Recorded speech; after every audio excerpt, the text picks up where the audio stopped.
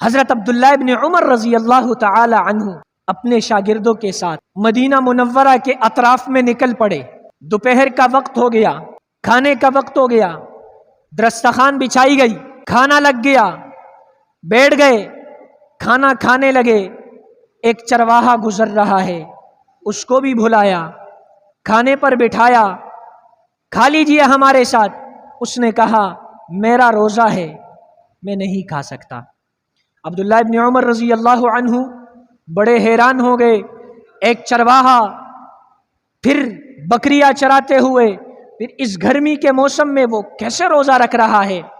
اس کو مزید پرکھنے کے لیے باتیں کرتے کرتے اس سے کہا ہم ذرا آگے جائیں گے، راستے میں ہو سکتا ہے کھانے کے لیے کچھ نہ ملے، لہٰذا آپ ایک بکری ہمیں دے دے، ہم اس بکری کو ذبح کر دیں گے، آپ کو بھی کچھ گوشت دے دیں گے، آپ کو پیسے بھی دے دیں گے، پھر ہم وہ گوشت اپنے ساتھ لے جائیں گے، راستے میں ہمارا کام آئے گا۔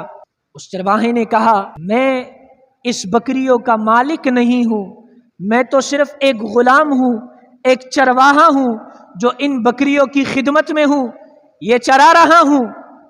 حضرت عبداللہ ابن عمر رضی اللہ عنہ پرکھنے کے لیے سوال کر رہے ہیں، ارے آپ کے مالک کو کیا پتا؟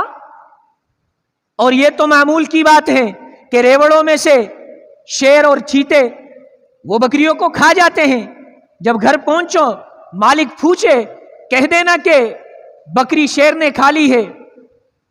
اس چرواہے نے کہا اے عبداللہ میں مالک کو تو جواب دے دوں گا، مالک کو تو ورغلا دوں گا، مالک کو تو دھوکہ دے دوں گا، پر فَأَيْنَ اللَّهُ، پر اللہ کا کیا کروں جو اللہ دیکھ رہا ہے۔